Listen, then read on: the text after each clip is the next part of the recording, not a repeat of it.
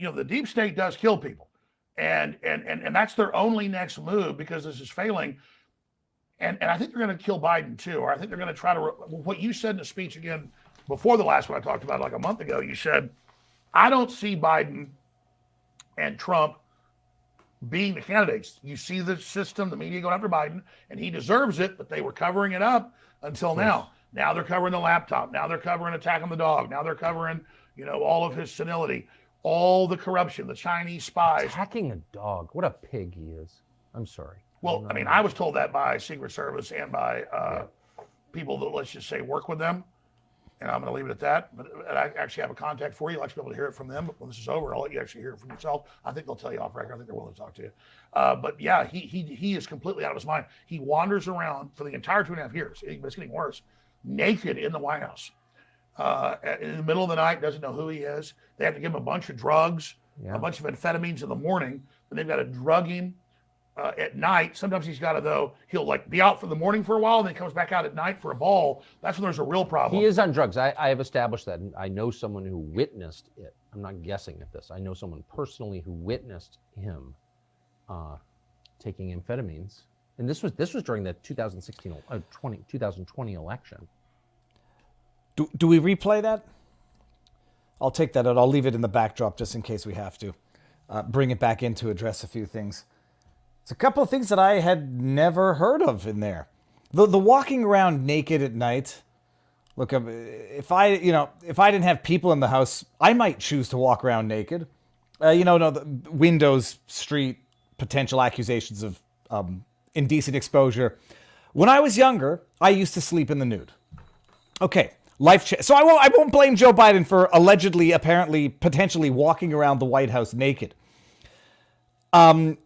Taking some form of drugs to cope with whatever apparent, patently obvious, undeniable senility, dementia that he's currently suffering, wouldn't put that past him either. We all know about the dogs biting people. 10 occasions now. The one thing that and we all know about the deep state killing people. I mean, anybody who is prepared to deny that or not admit that is, JFK would like to have a talk with you. The one thing I had never heard of until listening to this interview with Alex Jones on Tucker Carlson was the alleged dog beating, dog abuse. I heard that and I thought someone misspoke. Let's bring it back in here just because that's... And Alex Jones is not even the one who said it. It was Tucker who seemingly knew exactly what was going on there. Where was it? It was... Here. I actually have a contact for you. Oh, yeah, right here. He is. I'm sorry. Covering it up until now. Now they're covering the laptop. Now they're covering attack on the dog. Now they're covering, all of his senility, all the corruption, the Chinese spies. Attacking a dog. Attacking a dog. What a pig. So I had heard that the dogs had attacked people. Then I had to Google this and look at what was going on. What's Tucker Carlson talking about? I got two search results for Joe Biden allegedly hitting his dogs or ill-treating his dogs. One was from Newsweek, not Newsmax, right here. Donald Trump ally accuses Joe Biden of beating his dogs. These are accusations, and they're among the most serious accusations you can get in the world. President Joe Biden has been accused of beating his dogs by the head of a conservative activist group who helped break the story that the president's pet German Shepherd, Commander, had bitten several Secret Service agents. 10 times, I think they're going to say it. Oh, no, 10 Secret Service agents. Tom Fitton. We've had him on the... I'm not going to say no. We've had him on the channel. President of Judicial Watch, who obtained emails and records that detailed how Commander bit at least 10 Secret Service agents between October 22nd and January 2023, claimed that a source told the group that Biden physically abuses his dogs, which may explain the, quote, dangerous nature, end quote, of the attacks.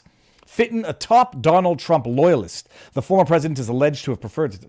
What am I reading here? Made the claim in an interview on the Just the News show on the right-wing streaming cable and satellite television, Real America's Voice.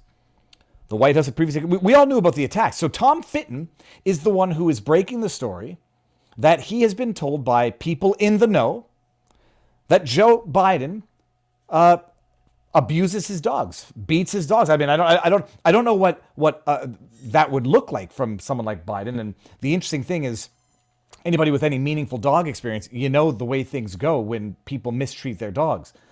Oftentimes they don't bite the person who's mistreating them for the alpha or subservient nature of that relationship, but they'll bite other people who they think they can bite. Like those most dangerous dogs are. Sometimes you cannot improperly treat a dog enough to make it behave badly. Other times, when you do, it doesn't bite the person that abuses it. It bites other people. And Commander having attacked now 10 Secret Service agents, which we know of. Hold on a second. Someone just came into the room here. Speaking of dogs. Come here. Oh. Literally, the dog just meanders into the office and leaves the door open. How dare you, sir, do such a thing? Oh, just get out of here. Okay. So I had to look that up. The interview is a must-watch. It's fantastic. Alex Jones is Alex Jones. I don't think they covered a little bit that Alex Jones and I did not discuss when he came on, but it's mostly news stuff.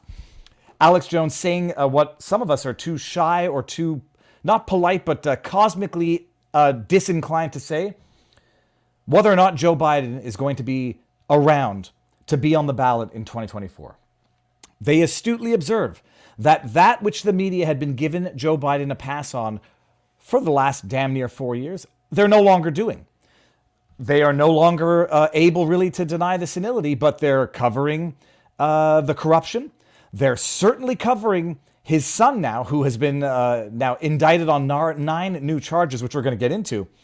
But they're not giving him a pass anymore.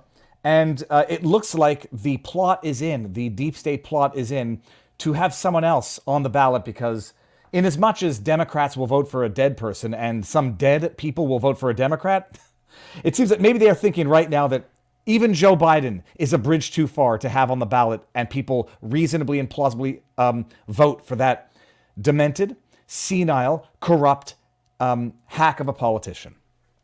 You imagine, I just tweeted that out and I said, allegedly, his dogs do bite people. We know that. Good sources talking to Tucker, good sources talking to Fitton, that Biden mistreats his dogs. A son who we now know withdrawing $1.6 million from ATMs, spending hundreds of thousands of dollars on hookers and adult entertainment, with tens of thousands of more dollars on entertainment, which I don't know how you distinguish between adult entertainment and entertainment. 9 new tax charges brought in an indictment. And Trump is the one who's beneath the dignity of the White House. Let that sink in, people. Oh, sweet, merciful goodness. Now, let's see that we're live across all platforms. Sorry, I just heard myself on Rumble. We're live on Rumble. We are live on vivabarneslaw.locals.com, where Crazy Die says, "Hi, Viva. Love Allison's video of your visit." You know what? I do want to start. I wanted to start off with the ugliness. We're going to go to, I won't play the whole thing because I want everyone to go watch it, and I want everyone to, if they can, support Allison Morrow. She's starting a new homesteading channel, which is phenomenal. I think it's like it's a wonderful, it's a much more beautiful world to be a part of than politics, law, and the degeneracy that is politics and law. She put out a video, and I just want to share a couple seconds of it before we get into thanking our sponsor for today. Check this out. This City is Mouse meets Country Mouse. This is pretty much the story of our visit with Viva Frei. well, what we have here is oh God, hey, sorry. How you doing, horse? If you're not familiar with Viva, he's a law tuber, as they say. He is on his way to... That was me streaming at her place. ...cover it for his channel. He's got a huge following on YouTube. Those are my pink socks. He's a Canadian. Actually, his family came down to Florida. They moved down here, left Canada during the COVID... I'll call it a fiasco. I think that's probably an understatement. And inhumane is what it was. As he's going to report in Tuscaloosa for this debate, he and his son passed through here and stayed with us for the night. This is what we're feeding him while he's here. Goat Kefir. fermented goat milk. Where is? Cheers. This is the. Oh, here we go. We're gonna stop in 1 second. When I got eye-cuzzy from the horse. It was hilarious watching Viva and his son get acclimated to farm life. Oh, it's on my shirt. Okay, now. this. Oh my God. just so you understand what that is, look, I pick out dogs' eye cuz. You know, you get the little cuzzy in the fur, and that's from the freckles, the white horse's eye. It had a little bit of cuz for some reason. It ended up on my pants and my shirt because I was patting the horse. All right. Freckles eye goo. Okay, sorry. We'll stop it there since that might be too much for some people. Here's the link to Allison's video. Link to Allison's video on her homesteading channel. So give it a watch. Support her. She's doing great stuff, and you know, both on her journalism stuff and the homesteading. And look, I'm a little more familiar with country life than that, but I like to say I'm a city mouse, but I could be a badass country mouse if I had to. I'm a city mouse, and I ran a 50-mile trail running ultra marathon at Bear Mountain in New York. I'm a city mouse, but I did the Spartan Ultra Beasts 4 or 5 years in a row until kids got in the way of you know, ridiculous wastes of time and stuff. So I'm a city mouse, maybe. I like the country, and I'm a low-maintenance city mouse. Okay, so now we're live across all platforms. For those of you who don't know who I am, if you just happen to stumble across this channel, where the heck have you been for the last 8 years? Viva Frei, Montreal litigator turned Florida rumbler. Viva, you are a city slicker to those Floridians.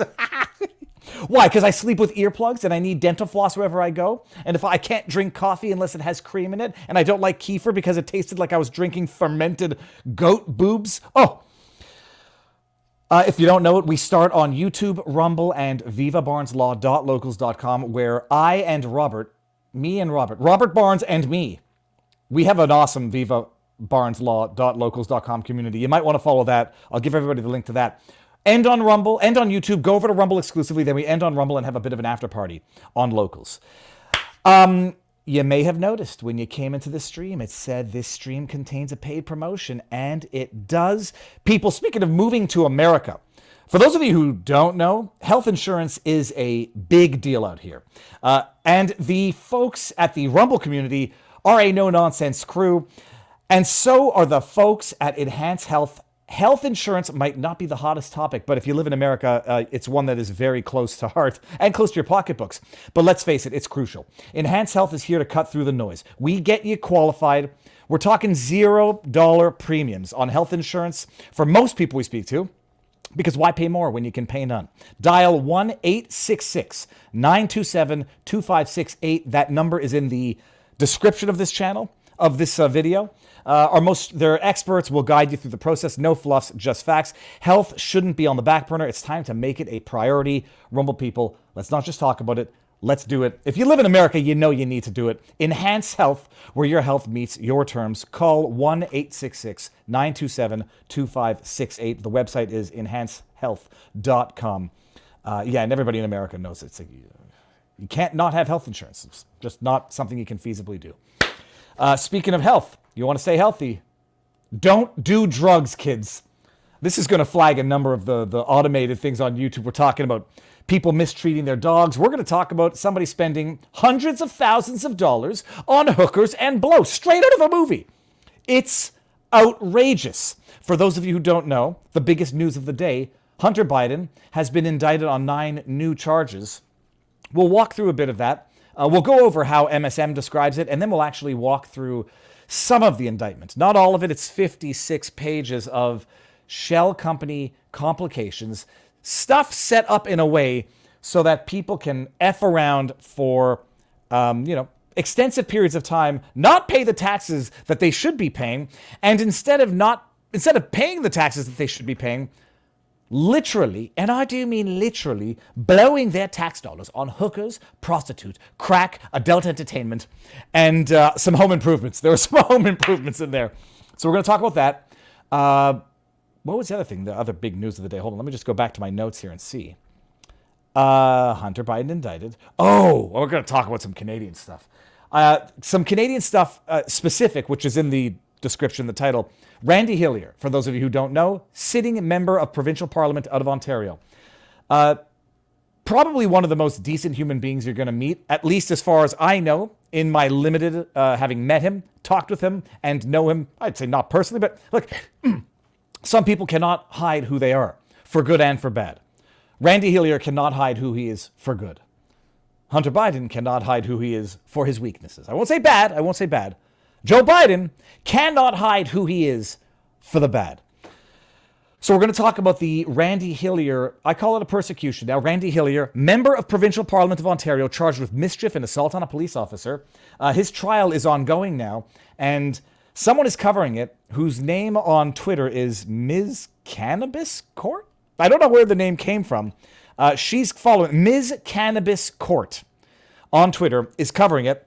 She's going to come on and talk to us about it. And I did not know that I knew Ms. Cannabis Court from a while back, because when the Juno Beach Museum, the museum that was established to commemorate the veterans of Canada who fought at Juno Beach, when they put out a tweet distancing themselves from a member of the Ottawa convoy, and I put out many tweets putting them on blast and shaming them, I didn't realize that the ones that they were distancing themselves from was Ms. Cannabis Court. So we're going to have stuff to talk about. That's going to be for the second part of the show on Rumble. And we're going to cover some, just an interesting story coming out of Rebel News, which is also Canadian related. But before that, let me just bring up John Kirby, people. John Kirby. What does John Kirby have to say? This is the White House pressed on Ukraine aid.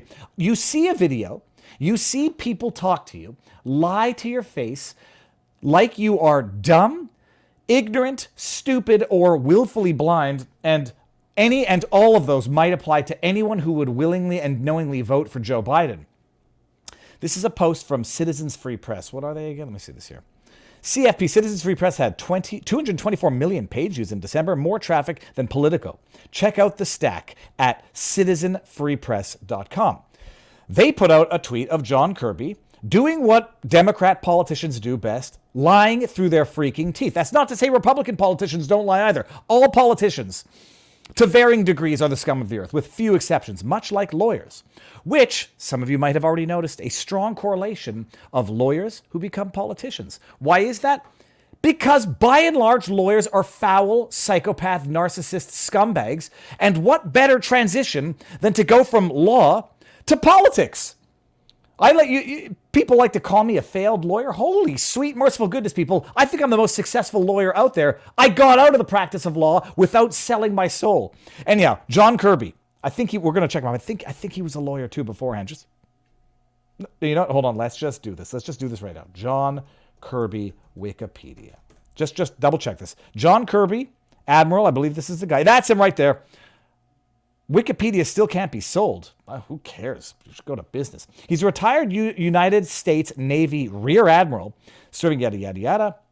Previously served as Pentagon Press Secretary for a year and a half in the Biden administration. He worked as diplomatic analyst for CNN. Okay, yada, yada. Early life. Kirby was born in St. Petersburg, graduated at St. Petersburg Catholic High School in 1985. Oh, nice, okay. Hold on. Did he become a lawyer? That's not their attorney. Oh, well, he's not an attorney. He's just a liar. All right, let's see what he has to say. We could get distracted here with. What does he have to say? Kirby, talk to us. And so we can't support Ukraine. Their chief advisor yesterday said they're likely to lose this war if they lose U.S. support.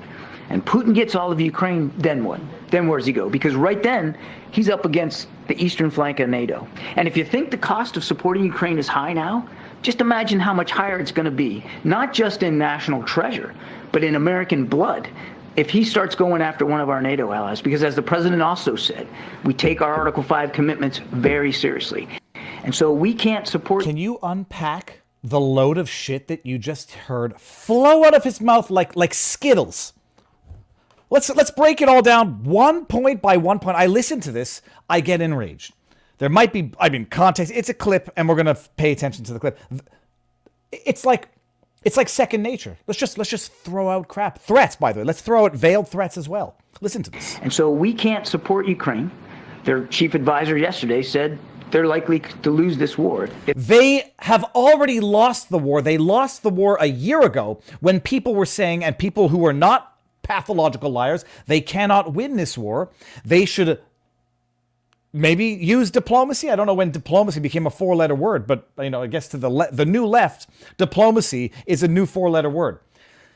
Ukraine was actively, what's the word? Cudgeled, maybe coerced, maybe induced into not negotiating.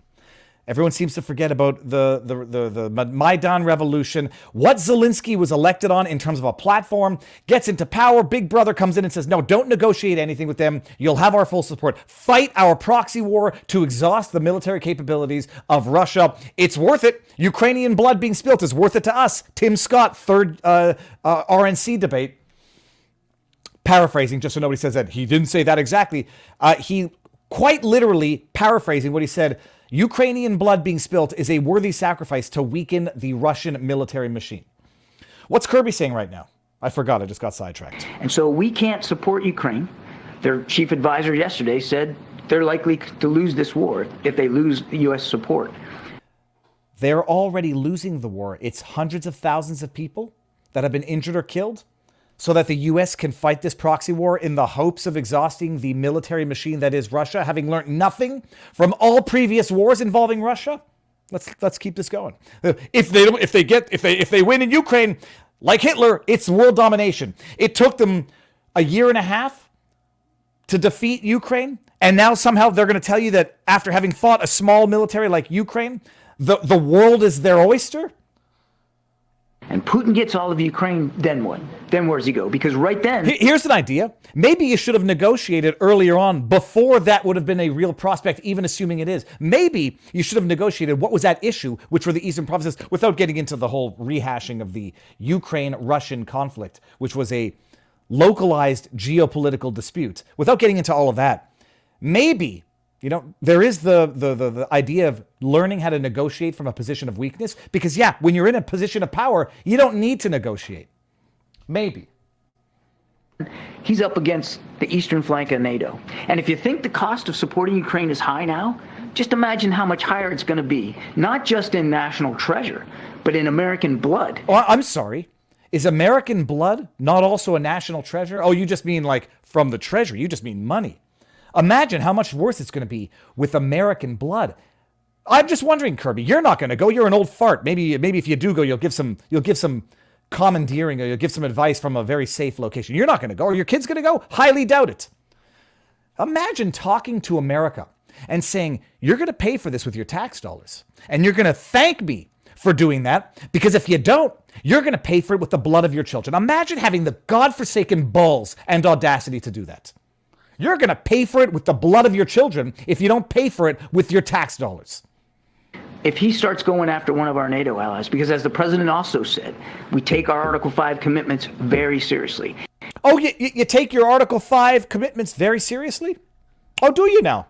You'll remember what Article 5 is? Is that you'll join in Article 5 of the UN is to defend a NATO ally that gets attacked. You take your Article 5 seriously. This would have flowed much faster if I had gotten the article ready right away. Here. Oh, yeah.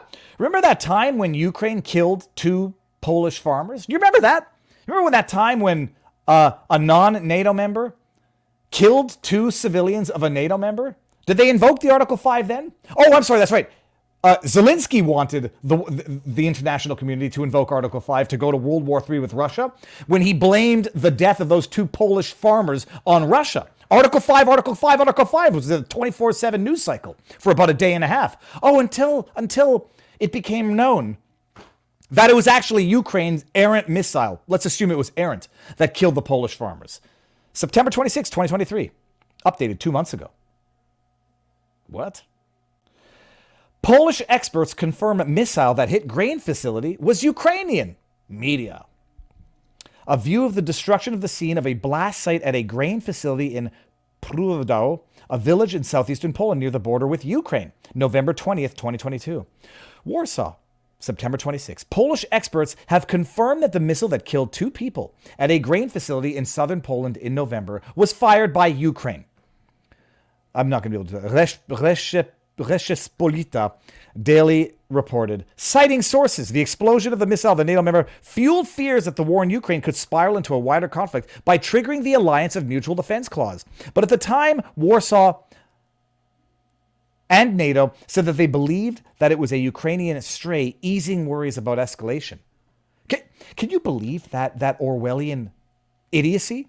If it had been Russia that had killed the Polish farmers, it would have been an escalation invoking Article 5, going to World War III. But because it was Ukraine, forgive and forget, no biggie here. Let's continue supporting the people that actually just killed NATO civilians.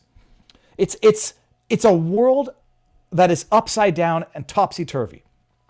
But Kirby takes Article 5 real serious like, unless it's Ukraine that did it.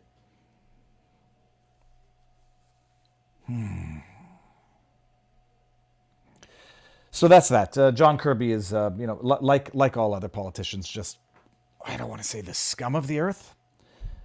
He's a contributing factor to an administration that is the scum of the earth.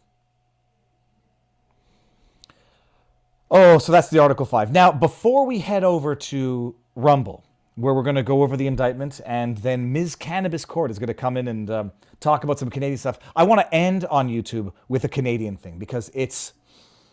I'm going to start unleashing... I'm going to say, if Elon Musk can say, go fuck yourself, I can say it too.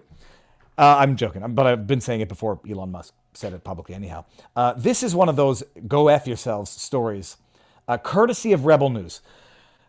I don't care what some of you think about Rebel News and Ezra Levant. They are not perfect, but they do damn good work sometimes, and they fight battles that other people do not fight. One of which was going after Stephen Guilbeault, who apparently blocked either Ezra Levant or Rebel News on Twitter, and that's a no-no. And Ezra Levant took them to court. I'm not going over that case right now, but took them to court and won. And I believe they were ordered to pay $20,000. I don't know if it was legal fees, statutory, whatever.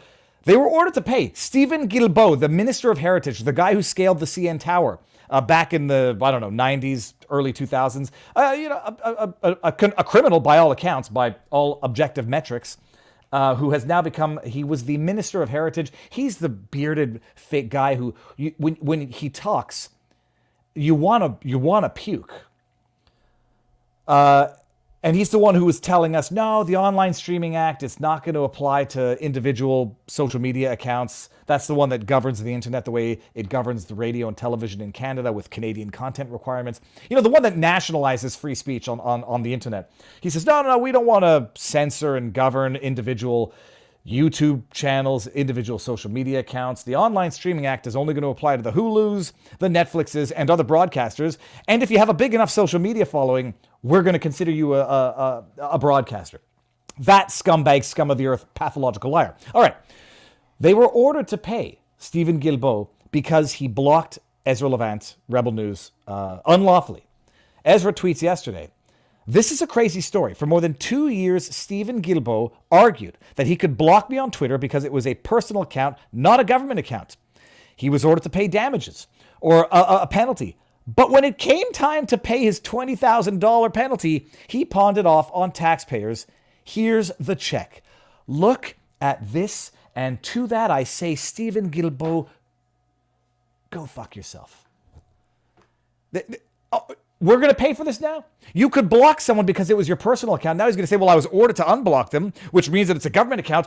So the taxpayers are going to pay for my chicanery? GFY, Stephen Guilbeault. Now, this is probably the best advertising for Williamson Law in Trust, which I guess is the law firm that represented Ezra Levant. Scoundrels and criminals. We are governed by criminals. They are the ones who are the actual criminals who criminalize the innocent. Randy Hillier, the January 6ers, Donald Trump, however mad you might be at her, the Jenna Ellises of the world. We are governed by the criminals who criminalize the citizenry. That is the link. Go give it some love. Did I miss anything here? Super chats? No, I didn't miss anything on YouTube. So what we're going to do right now, 30 minutes in, almost like clockwork. I didn't do it on purpose, but my inner clock is ticking. Come on over to Rumble, because we're going to end this on YouTube. And if anybody, you know what, by the way, some people don't like that I go over to Rumble. And I say, it's unfortunately a little too bad. You'll have to deal with the inconveniences of someone providing free content to the world, for the world to enjoy. There are some glitches. Rumble's going through some growing pains. They're fixing and improving everything on a daily basis. But if you don't want to go to Rumble for whatever the reason, go to vivabarneslaw.locals.com. Locals is upgrading their servers, upgrading everything. So in as much as there are hiccups from time to time, they're rolling out pre-roll ads on YouTube, on Rumble.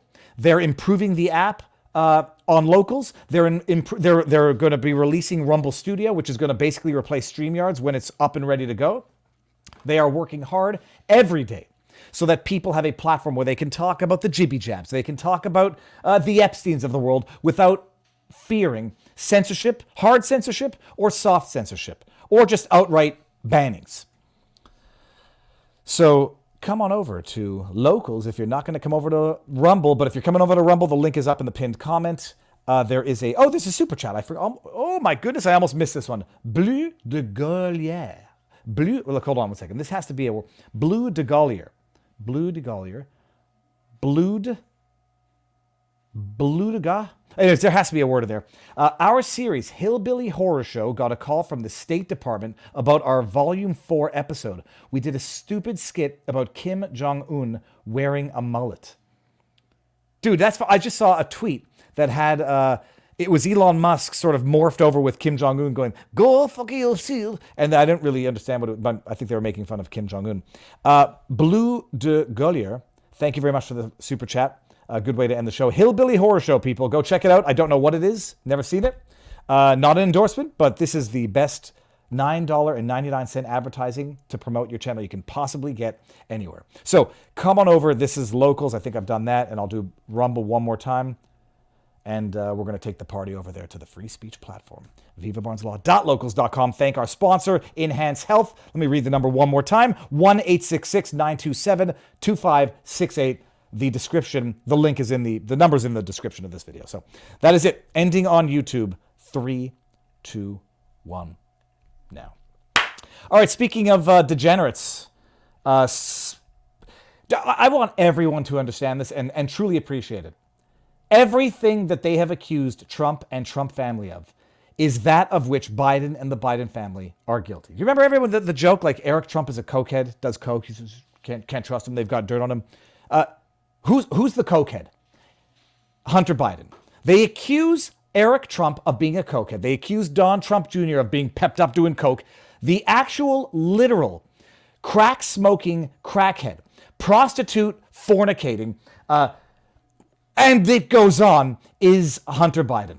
They accused Trump of pissing on sheets in a hotel of hookers in Moscow. Hunter Biden. They accused Trump of impeachment. Quid pro quo with Ukraine. Joe Biden. They accused Trump of, I'm trying to think of the other one now. What's the other one? You got the phone call? Whatever.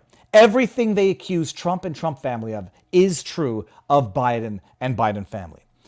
Hunter now has been, it's so amazing what's happening. Hunter Biden he can't escape it. And what's happened now is he's been indicted on 9 new tax charges. People are befuddled is the word, I think. Is befuddled the word? Confused. Everyone's like, I thought the DOJ was going easy on Hunter. This is evidence that there's no corruption. No. Because I have to pick the brains of people who are smarter and more informed than me. The number one of that big brains is Barnes. If you had listened to Bourbon with Barnes from last night, you would know that argument, well, this is proof that there's no corruption in the DOJ because they're going after Hunter. Bullshit. Because this is not the DOJ that's doing this. This is not the federal. This is a state, from what I understand, a state tax court in California going after Hunter. Or it's federal, but it's California specific, going after Hunter on tax fraud charges. So this is not like, and it's getting ugly. Because what it's revealing is the massive corruption, not just of Hunter Biden. Hunter Biden is a drug addict, tax evader, whatever. This is not revealing Hunter Biden's weaknesses, foibles, degeneracy. This is highlighting the 10% for the big guy, absolute state of corruption and blackmail that many people have been talking about for a long period of time, involving Joe Biden. Influence peddling, foreign interference, FARA violations. You want to talk about Foreign Agent Registration Act violations? Hunter Biden, number one. Not Michael Flynn. No, who was the other one? I think they tried to go after, they went after Michael Flynn. I forget who the other FARA violation is. Oh, no, not Trump et al. Biden et al. So this is the latest breaking news of the day, and the indictment itself is absolutely astonishing. Hunter Biden, we'll just go to the AP. Let's just see what the mainstream news is saying. There we go. Get that out of there. All right. All right, let's go here. Let's go. Hunter Biden is indicted on 9 tax charges, adding to gun charges in a special counsel investigation. Okay. Washington AP. By the way, if I'm wrong on the California thing, we're certainly going to talk about it Sunday night. It's on our show. The Viva Barnes Sunday Night Law Extravaganza, which is, if I dare say, it's one of the biggest law shows on the interwebs. Sunday night, 6 o'clock. Hunter Biden was indicted on 9 tax charges in California as special counsel investigation into the business dealings of President Joe Biden's son intensifies against the backdrop of the 2024 election. Flashback to the beginning of the show, Alex Jones, they are done with Biden. It's becoming increasingly clear they are done with Biden because Biden might not be long for this world for natural causes. The father time remains under, I hate that cliche. Joe Biden is clearly demented, clearly senile, and I know a lot of people say, well, first of all, Democrats will vote for a dead person and dead people will vote for a Democrat. I made that up and I love it. He might even be beyond the pale for what a Democrat can hold their nose and vote for. Who are they going to replace him with? There's only so many. Gavin Newsom, Michelle Obama, Hillary Clinton. Okay, it doesn't matter. The new charges filed Thursday. 3 felonies and 6 misdemeanors are in addition to federal firearms charges. Do you notice the way that they try to make it sound like it's the same people who indicted him on the firearms charges that indicted him on the tax charges when it's not? Oh, look, there's no corruption because go back to the header. He's indicted on 9 tax charges, adding to gun charges. It's not the same people doing this. The gun charge was a bullshit let him off scot-free charge. And they're going to argue that, I think they're going to argue that they can't bring Hunter Biden up on these tax charges in California because of his non-prosecution agreement because of the gun charges. I mean, they're going to do that. But the headlines make it sound like, oh, it's part and parcel of the same charges in addition to the gun charges. There's no corruption with the DOJ. Bullshit. It's not the same people doing it. And you know damn well. It's crazy. It's crazy.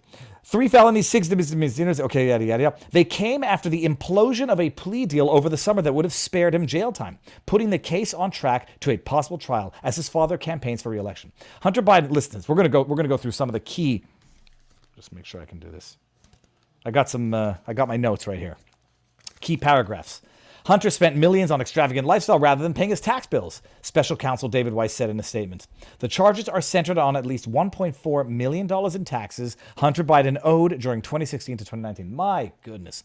It's good to be an unemployable crackhead when your father's the president or VP. Ex-VP, soon to be P. It's good to be, it's good to be king. Oh, yeah, he struggled with addiction. I mean, but for the fact that he wrote a book about his addiction and buying firearms while he was addicted to crack, I have an operating theory, by the way. Let me take this out and just tell you what my operating theory is. And it's a good one. Hunter Biden hates his father because of neglect and abuse. This is all my humble opinion. Hunter hates his father, resents his father because of years of neglect and abuse, as does Ashley Biden. They are trying to sabotage their father, and they have been for years, but they can't successfully sabotage their father because of the machine that is in place to protect the father. I made a joke that this would be like, if it were depicted comedically, like no matter what these 2 pesky kids do, they just can't bring their father down. Ashley Biden leaving a diary in public to be picked up by whomever and released to the news about how her father showered with her, made her feel very uncomfortable, and it traumatized her for life. If I wanted to sabotage a parent who committed acts of abuse, that's how I would do it. And lo and behold, she can't even do it because the FBI comes in, says that this diary's fake, and then when it's confirmed to be true, just prosecutes Project Veritas for theft. Hunter Biden repeatedly trying to sabotage it. Who the hell, when you're addicted to drugs and you're the son of the VP who's been in politics forever, takes these videos, records them, puts them on a laptop, and then abandons the laptop at a laptop repair shop, and then intelligence comes in. It's Russian disinformation. Don't trust the laptop. It might have been modified. It's Russian whatever. And then the deep state comes in and yet again protects Joe Biden from being sabotaged by 2 children that hate him, resentment for years of neglect and abuse. That's my theory. Don't take it to the bank, people. It's probably a very, very terrible theory, but that's my theory. Okay. The plea deal. He spent all this money on drugs and yada, yada, yada. If convicted, Hunter, 53, could receive a maximum of 17 years in prison. Special counsel probe remains open, Weiss said. In a fiery response, defense attorney Abe Lowell accused Weiss of bowing to Republican pressure in the case. Oh, yeah. No. Never take responsibility for yourself. I was listening to Andrew Tate on a live stream when I was driving to Tuscaloosa. And in as much as he says some dumb things every now and again, he says some smart things every now and again. Take responsibility for everything in your own life. Even if it's not your fault, take responsibility. Someone takes advantage of you, it's your fault for letting someone take advantage of you. Now, that might sound terrible to people who are actually victims of terrible things. Sometimes things are beyond your control. But when it comes from an empowerment perspective, someone steals from you, you shouldn't have given them the opportunity to steal from you. Take responsibility for everything good and bad in your life, and you're going to be one step in the right direction. But when you're a coward, pathetic excuse who has never had to take responsibility for everything, has had everyone protect you at all costs, even against your own will, according to my theory, blame Republicans.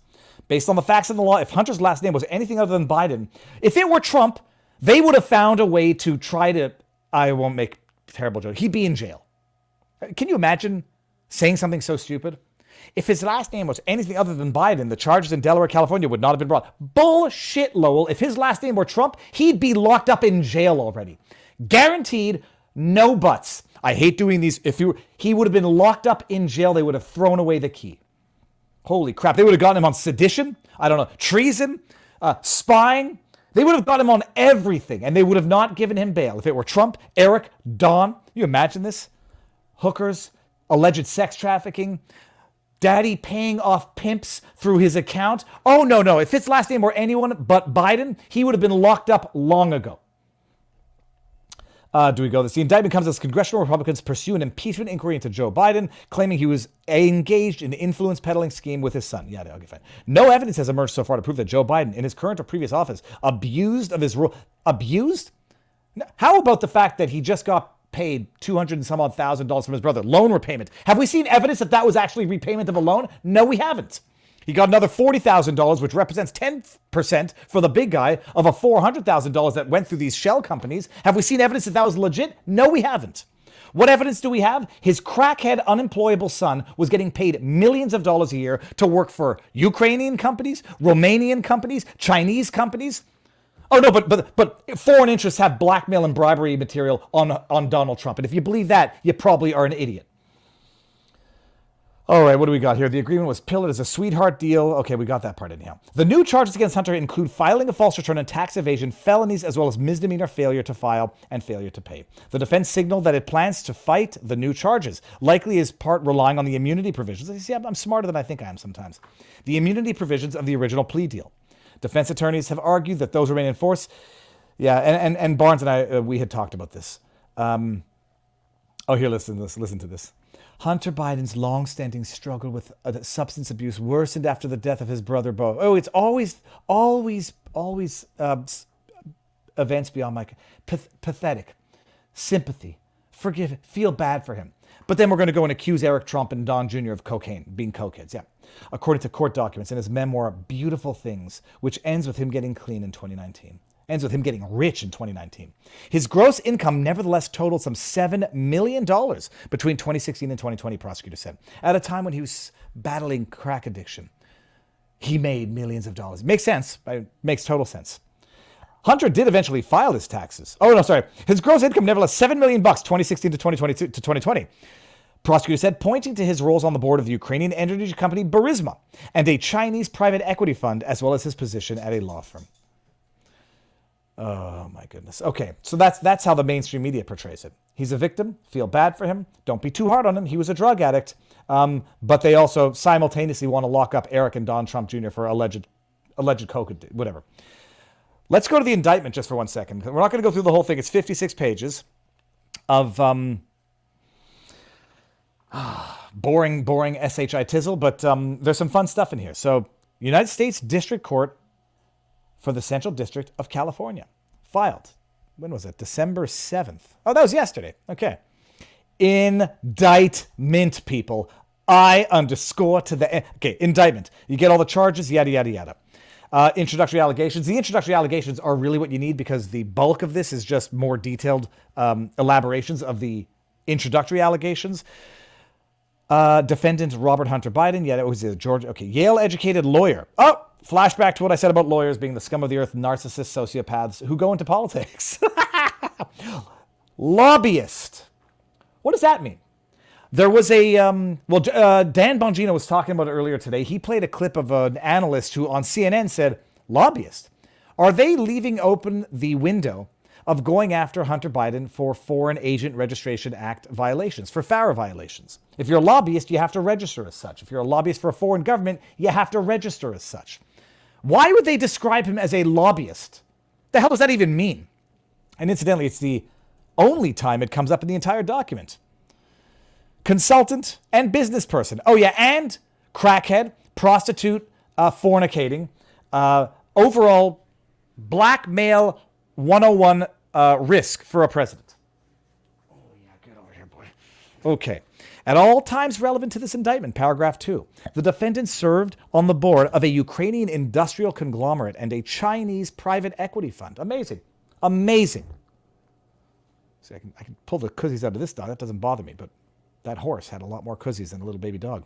He negotiated and executed contracts and agreements for business and legal services that paid millions of dollars of compensation to him and his domestic corporations, Owasco PC and Owasco LLC. Do we know the origin of that name? Well, let me just screen grab that and remind myself for later. In addition to his business interests, the defendant was an employee of a multinational law firm working in an of-counsel capacity from 2009 to at least 2017. Of-counsel, when they need the expertise of someone outside of the firm, and there's no one in the world that has that expertise other than Hunter Biden. They go and seek the opinion of counsel Hunter Biden. Listen to this. This is where it gets juicy. The defendant engaged in a 4-year scheme to not pay at least $1.4 million in self-assessed federal taxes he owed for tax years 2016 through 2019 from in or about January 2017. Okay. Whatever. And to evade the tax assessment in 2018, he filed false returns in February 2020 in or about. In furtherance of that scheme, subverted payroll and tax withholding process of his company, Owasco PC, by withdrawing millions. We'll get there. Spent millions of dollars on an extravagant lifestyle rather than paying his bills. This is funny because I think they only allege that. Hold on, let me cough for 1 second. I think they only allege that to humiliate. Like, it doesn't matter what he did with the money if he didn't pay taxes with it. I guess if it's sitting in a bank account somewhere, he could say, well, I was just keeping it in a bank account. He doesn't have it anymore because he spent it on hookers, blow, and adult entertainment, literally. 2018, he stopped paying his outstanding and overdue taxes for 2015. He willfully failed to pay 2016, 17, 18, 19 on time despite having access to funds to pay some or all of the taxes. Willfully failed to file in 2017. Okay, fine, it goes on. Paragraph 5 is the nice one as well. Defendant made millions of dollars in income from 2016 to 2020. Totally normal, people. Totally normal that someone battling addiction should have that problem of making millions and millions of dollars.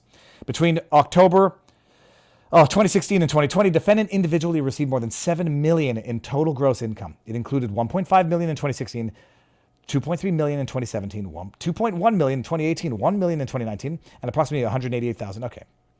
Spent it on his lifestyle.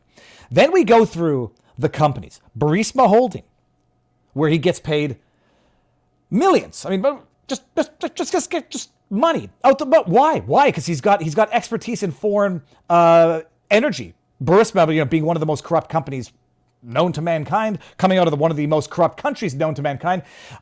Totally normal. Totally normal. The Romanian contract. In fall 2015, he entered into an oral agreement with business associate number 1, purportedly to help Romanian business person contest bribery charges he was facing in his home country. Between November 2015 and May 2017, they received approximately $3 million, which was split into thirds between the defendant, business associate 1, and business associate 2. But don't worry. But wait, there's more. It doesn't stop at Romania. China. In late of fall 2015, the defendant businesses. When was? Oh yes, that's right. Business associate 1, business associate 2 began to investigate potential infrastructure projects with individuals associated with China, a Chinese energy conglomerate. How much did he get paid there? Lots. It doesn't matter. Okay.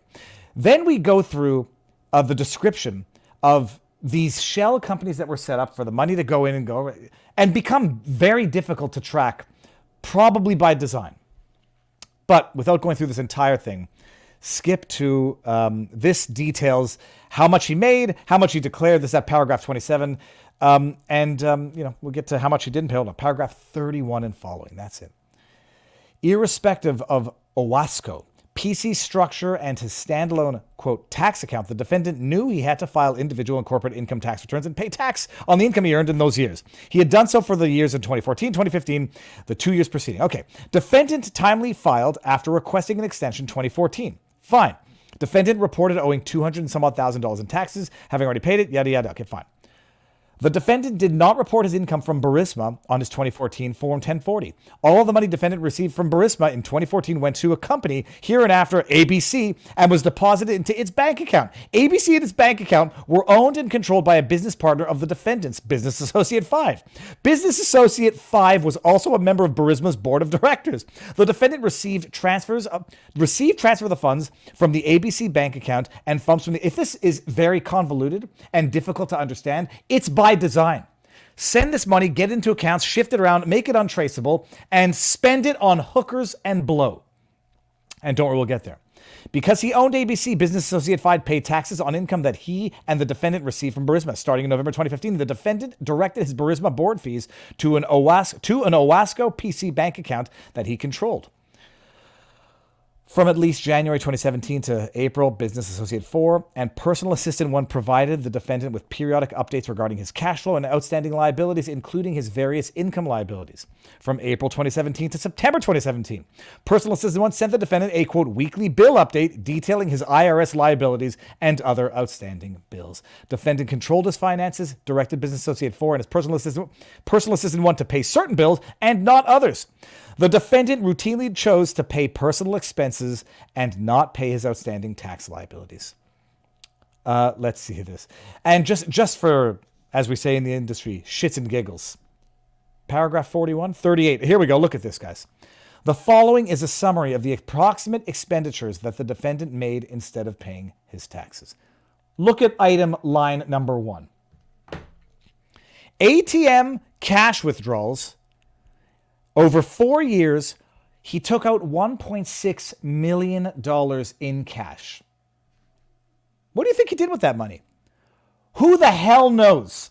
This is the thing about cash. Once you give it to people, they can spend it on anything without any tracing it. Now that is by, unfortunately to the government's dismay to some extent, where they'd like a central digital banking currency so they can track everything that you spend your money on and know who to fly. If you're buying too much of that, what do they call it, prepper stuff? You'll be on a list.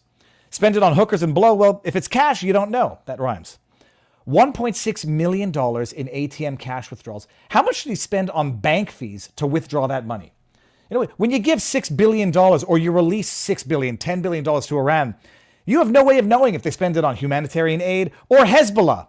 They both start with H. We got the line items mixed up in our accounting. It's cash. Nobody knows. $1.6 million in cash withdrawals over 4 years. How do you even have time to do that? I mean, I assume the maximum is like $500 per withdrawal. Payments. Various women. $683,000. What does that mean? Tuition extracurricular. Oh, yeah. Okay. That's probably for kids' education. Who knows? Where was it? Oh, yeah. Here we go. Adult entertainment. $188,000. Is that different than various women? Rehab. $71,000. And then there was another funny one in here. Funny in a very sick way. Entertainment, $25,000. What is the difference between adult entertainment and entertainment? Okay, we've got our guest in the back. Shit's getting serious for Hunter. And it's about damn time. So that's the indictment is either you got your charges. It's not the same people that charged him with the gun stuff that are charging him with the tax stuff. It's coming out of California, and apparently they have their own tax division that might have broken ranks. Or they might be saying, holy shit, we are so far in debt in the state of California. We need the money, people. You think we're going to let Hunter Biden off the hook? We're in debt here. We don't care that they wanted to let him off with a sweetheart deal that he could never be prosecuted for ever again. We're breaking ranks, and now they're going to try to argue, well, you can't go after us for the tax stuff because we got that sweetheart deal on the gun charges. To be discussed in further detail on Sunday. Now, have I missed anything in... Oh, okay, before I bring in our guest, Ms. Cannabis, I'm going to just read some of the Rumble rants, which I've forgotten to do. All of them. Mi scusi. Miss Goosey. Anybody who knows that movie has been on this channel for long enough. Freddy65 says, off subject, but I want to recommend USC Shoah Foundation YouTube interviews with October 7 survivors, all unique, and they just let them talk like they did with the history of the Holocaust survivors. Then we've got Nike 7 Viva AJ on Tucker. Is he Alex in the know thinking Hamas is Iran sponsored? I thought the narrative was Qatar. I think Israel. Too complicated for me to address right now. Schmickel, Viva, reminder to Canadians to sign the vote of no confidence petition for a federal election after December 24th, petition E4701. I have told you what I think the legal power of that petition is, but nonetheless, it's worth letting your voices be heard. And how many hundreds of thousands of people loathe and want Justin Trudeau out of office and behind bars? Mr. Cage 242 says, you curse, oh my God, love the content. You are awesome, man. Thank you very much. Today's a cursing day. That's Cheryl Gage says, Viva, please watch the Viva Frei laser cutout. Son of a God, I keep saying that. Where we make a 3D Viva Frei logo with laser. Absolutely.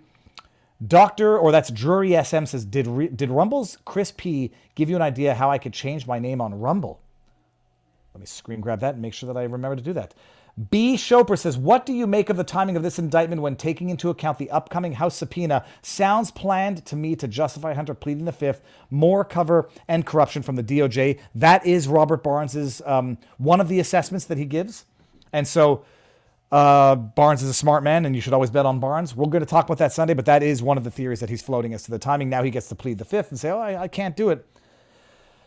But as far as that goes, maybe. But my goodness, if they're doing this to collude on timing, they wouldn't have included all of those allegations as they included them in that tax indictment. So that's why I think maybe. But if they were doing it for that purpose to help him plead the fifth, they could have kept that indictment with fewer damning accusations that don't reveal wide-scale corruption within the Biden administration, or at least within Joe Biden's family, I should say. Thank you, says Cheryl Gage. Thank you. And now, removing this, and we're going to bring in our guest. I've never met her before. And as I'm going to explain, when I came out and took a Twitter steaming dump on the Juno Foundation, I did not know it was her. That was the target. Ms. Cannabis Court, are you ready to come in? Get ready to say hi to the world. Ma'am, how goes the battle? It goes. How are you? Back in Florida?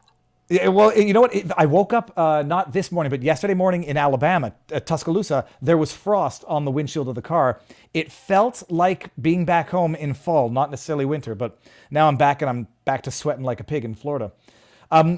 Miss There's Cannabis, quite a bit of snow here. It looks beautiful, though. And people keep sending me the pictures like, I miss the snow. I miss that crisp smell after a fresh snowfall.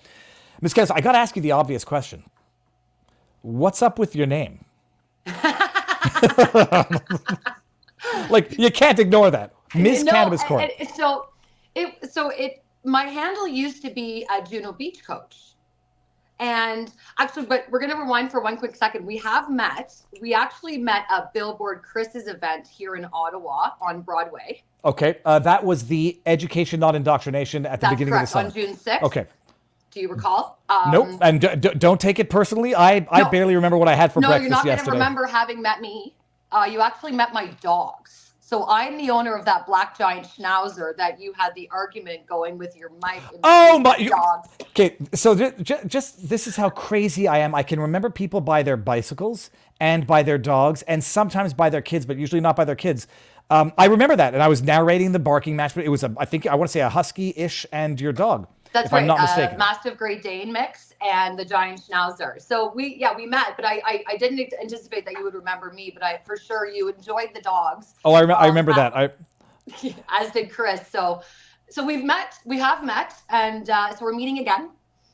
So the name, it was originally Juno Beach Coach, and that's because my dog's name is Juno, and every time I would go out to Bruce Pitt, which is a pretty large dog park here in Ottawa, people would ask, is it Juno the Beach or Juno the Awards? And it always gave me the opportunity to talk about Juno Beach and Normandy and France, and kind of get my 2 cents about how everybody should go to Normandy once in their life out. So basically, I I guess I upset the Juno Beach Center. So I've done a little bit of. Did you want me to talk about how that came about now? Yeah, well, actually, so are you? Have you served? Are you a veteran? Or No, I've never Okay. served. And I want to say this. I'm gonna. Well, yes, you have to explain how the Juno Beach thing came up, but let me just refresh everybody's memory who forgot. Once upon a time, Juno Beach put out this tweet, and it says, "It has come to our attention that an individual has used her past relationship with Juno Beach Center to spread political messaging on this platform, contrary to the values established by our founding veterans. We have blocked and removed the account from our followers. The Juno Beach Center does not support Tamara Leach or the Freedom Convoy."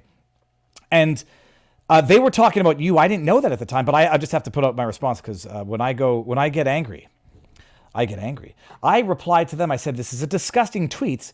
They're saying we don't support the values of the Freedom Convoy, which was out there protesting for constitutional rights, what the men and women died for in World War II, especially those who died on the beaches of Juno. You represent heroes and you act like cowards. You deserve to get ratioed and mocked in replies and retweets. You desecrated the legacy of the brave men and women who died for our freedom so that you could lick the government boot and virtue signal on social media." And I didn't stop there, but wait, there's more, because then I was like, oh, wait a minute, who funds these people, and might that have something to do with it? And then we discovered that the Juno Beach Center is funded through revenue from its ticket and boutique sales, in addition to vigorous fundraising activities by the Juno Beach. Additional funding provided through the annual grant of $500,000 from Veterans Affairs Canada. Veterans Affairs Canada, for those of you who don't know, is a federal entity. And so basically you have the Juno Museum commemorating war veterans, taking money from Justin Trudeau and his tyrannical government, licking their boot and desecrating the memory of the people they purport to represent. They were talking about you. They were. So I'll give you a bit of history with my work. So I'm not a veteran. I do have some family that served, but I'll be honest, I never really lived the veteran life. I didn't know what it was like on base. Both of my father and my mother's second husband both lived on base in Halifax. So I hear the stories, but I've never personally experienced it. 2016, I went to Normandy with my family. My daughters were 3 and 6 at the time. I was married, my ex-husband and I, and it was quite moving to be in Normandy for that celebration. And I will be honest, when we booked the tickets, we were actually planned to go to Paris because my firstborn had been to Paris. And I thought, well, we better get the second one to Paris so she isn't asking questions when she's 16 as to why she didn't get the trip to Paris as well. Because my view was spend a couple thousand, go to Paris and save tens of thousands in therapy later on in life, right? So we booked these tickets and we booked them in May of 2015. And then the Paris attacks happened in November. So as a new mom, I wasn't really, you don't really want to go to Paris with your kids when things are kind of exploding. So we'd already bought the tickets. So we kind of started looking around. We'd already done southern France and all the, Ussé and Chambord and all those beautiful regions. And so with the firstborn, which is why we were going back for the second. And we realized that we were there during D-Day celebrations, June 1st to June 10th, 2016. So we went to Juno Beach, and it's a nonprofit. They're highly funded by donations, and as you properly pointed out, funding from the government. So when we were there, it actually moved my children. They actually enjoyed it, and there was a school in Burlington who had all of their students sign 2,048 flags and ship them off to Normandy. And when we were there after the ceremony at the center, we go over to Benny-sur-Mer, which is where where the cemetery is. And we did like a convoy, and they use that word convoy off to the funeral or off to the graveyard. And, I've got videos of my 3 and 6-year-olds placing, flags on every single one of those fallen soldiers' grave. And there was a personal message written from a student. So when I returned home, I thought I'm going to do the same thing. So in 2018, I became aware that the following year was the 75th anniversary of D-Day. And I live in Ottawa, and there's nothing for Juno Beach. Like there's a really odd road named Normandy off of Prince of Wales. That's about it. And we did rename a road for Alex Paulowin, who is a Canadian veteran who did land on the beaches that year. who's from Ottawa. So we have renamed his street after him, which is great. So I put pressure on the city and decided to reach out to Juno Beach Center and say, hey, I think we need a bridge or something renamed to commemorate, because we don't talk about it enough in Ottawa. June 6th floats around and nobody really remembers that was the start of the end, right? So long story short, I did the same thing in 2019. I reached out to Sir Robert Borden High School here in Ottawa. We did the same thing. We had the students sign 2,048 flags. Karen McCrimmon was the MP at the time in Canada. I met her in her office in the West Block, got flags donated. And then I was invited by the Juno Beach Center to come out. We had a big bridge renaming ceremony. I mean, the war, people from veterans, from the War Museum, city officials. Jim Watson was there. City councilors. It was quite a big event, and it made me proud because it was my doing, and I get to leave something behind for my kids. So in any event, I was invited to speak on Remembrance Day on Juno Beach in the 75th anniversary. So I flew to France and laid a wreath and did a speech, and had hundreds of local French people just be so happy that somebody in Canada, especially the capital, was still thinking about Juno Beach and what they all lived through. I met a lady, the soldiers would call them the Three Musketeers, these three little kids that would hang around and bring them chocolate bars, or the soldiers would give them chocolate bars, and, lovely stories. So when I returned, the plan was to, help bloggers write about the experience that my children went through, because the center was quite taken aback, actually, by the fact that 3 and 6 year olds actually were impacted. They did never actually thought that they could go, that low in the age groups in terms of attracting people. And, I found that my children really responded well to everything, and seeing, because everyone dresses up. They put their gear back on. There's a town called Saint Ignace. The Byron Market here in Ottawa? Yep. Imagine the Byron Market completely filled with World War II military equipment, all dressed up in their military equipment from 1944, along with guys with their Kronenbergs and their cigarettes, hanging around the equipment. They literally reenact the whole period, and they do this over a couple of days. Uh-oh. Hold on. Can you hear me? Now, who's glitching out here? I can't hear you anymore. Hold on. Okay? Okay, no, okay, try it again. Okay, can you hear me now? Yeah, I can hear you now. Okay, my phone rang, so I think that Okay. that may have, I have to turn that off next time. So in any event, when I returned, the plan was to write blogs and to help people go visit and encourage them to go visit.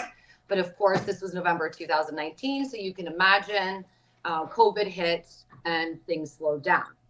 So I continued working with them in terms of, so the French government wanted to build condos on Juno Beach. I don't know if you heard about this. So there was quite a battle going on for about a year, or maybe longer. I became aware of it about a year and a half, I would say, into it. And it was a big social media, getting a hold of people, emailing to email the MPs just to put pressure on the French government not to build condos on Juno Beach. Needless to say, that was successful. They chose not to, so that was a win.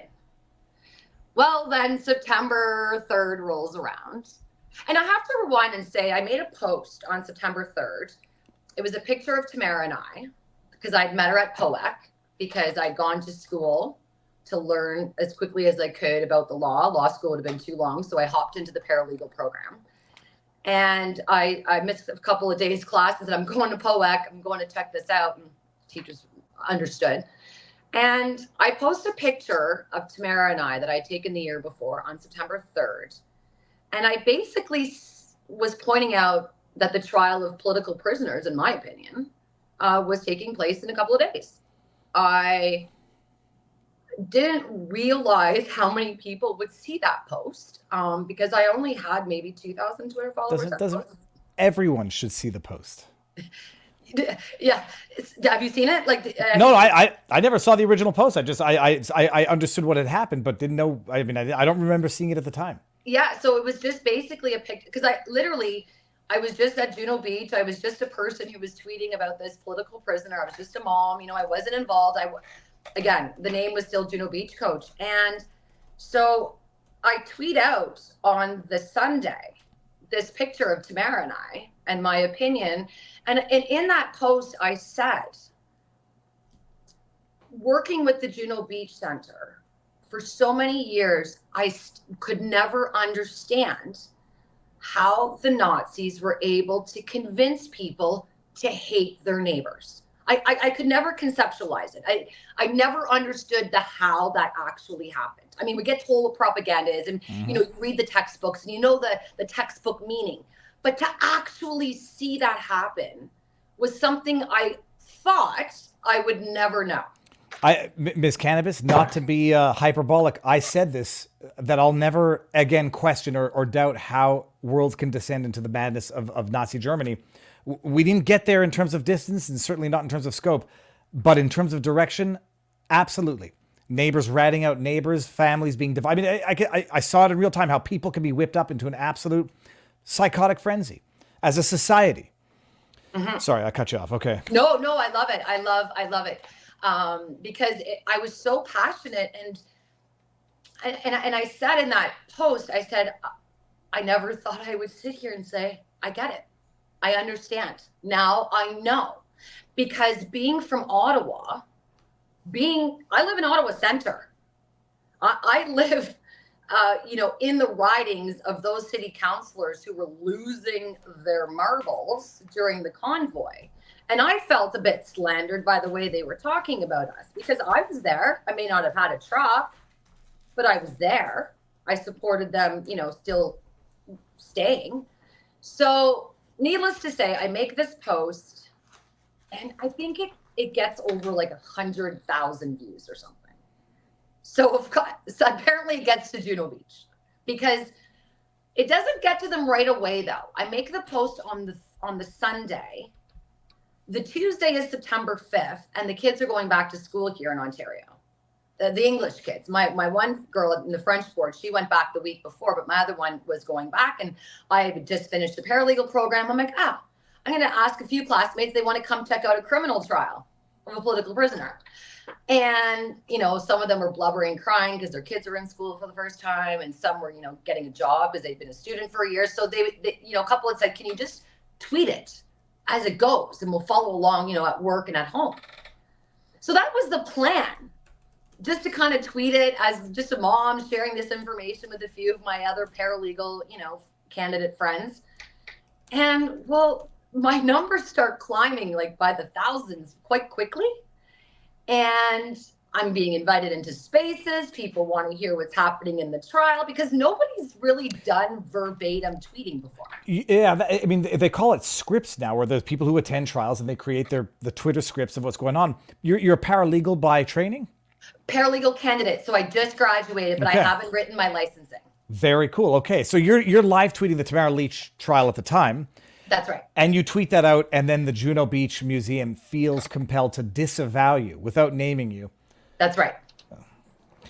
Well, got nothing good to say about the Juno Beach Museum, but except that they've desecrated the raison d'être of their existence. But sorry, yeah. No, and it was so disheartening for me, because I had dedicated so much of my mental and social time to sharing, how important it is to go and visit and keep those memories alive. And so we don't forget what can happen.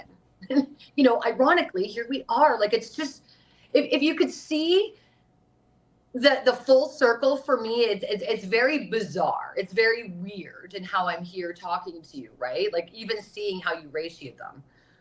Because I didn't see it initially, because they blocked me. Mm-hmm. Oh, right? Oh, God. Okay.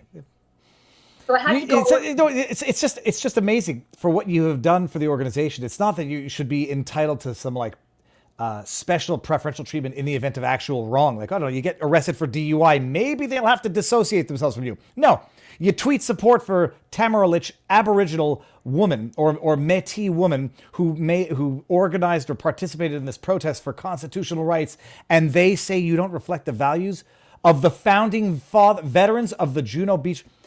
Anyhow, no. Like So I've had conversations with veterans. It's like, pardon? no, I became close friends with a lot of the veterans who's like, it's an absolute insult and an outrage. But what more would you expect from a government that offers medical assistance in dying to veterans with PTSD? It's par for the course. It really is, which is too bad. So you tweeted the Tamara Leach trial. Hold on, that's still on? That's still going on right now, eh? It's not over yet. I think the defense hasn't even started. Like so let's. Well, I didn't. This was not the one that I had planned on talking about, but I don't think we need to go into any greater detail. I've covered it periodically, but the prosecution is still going on with its mischief charges. Yeah, well, no, this week was the defense challenging the Carter application and wanted the conspiracy charge to be dropped. They literally spent an entire week on the Carter application. I'm not kidding you. That's all it was. Now, remind everybody what a Carter application is. So you'll have to correct me if I'm wrong, but a Carter application. So normally, when there's text messages against co-accused, that would be considered hearsay. So the Carter application is a way of foregoing the hearsay rule to evidence. So this is generally speaking with drug trafficking and those large operations where they want to use each other's text messages to show that they were actually a part of the operation. That's my understanding. And they argued it. Okay. I couldn't correct you because I'd have to. I don't think I remember what it is, even though I studied criminal law. I don't know. It's great that you're able just to make go poof. 50 no, because I never practiced it, and I took one course, and we had to study it as a matter of the bar, but I didn't do particularly well in it. All right, but that's the outrageous one. I had Krychik on from Rebel News who updated us, and I'm going to have him back on to talk about it when it's over. A weekly update on that would just bore everyone to bits because it's insanity that it's still going on, that it should go on for this long. But this is the legal system. Hurry up and wait. It's not anybody's money except for the defendants, so the prosecution can screw around as much as they want, which is, as the expression goes, the process is the punishment. So bring it to Randy Hillier. First of all, that's hilarious. I had no idea you were the individual behind that Juno Beach thing, but they got what they deserved from a political backlash. So I did change my name to Miss Cannabis Court as a play on Kangaroo Court. So I didn't want to completely offend those who still had faith in our judicial system right off the bat by throwing out because I was trying to show that I was going to go in unbiased, and I was just merely tweeting what was happening. And you were getting my sidebars and my observations as to what was happening. The cannabis applies to the court, not to the interests of the tweeter. Well, it could also apply to the interests of All right. I won't ask. I'm not here to get anybody incriminated on Twitter. No. But again, it's legal in Canada, right? But that's true. I did a video the first day that it was legalized. I went down and did on the streets interviews with people waiting in line. To go exactly. So that's why, but in retrospect, I forgot that it's actually illegal in many other places. So, I'm getting booted off Stripe. I've got to put a new handle. Unbelievable. So Stripe says my account goes against their value or their terms of agreement or whatever.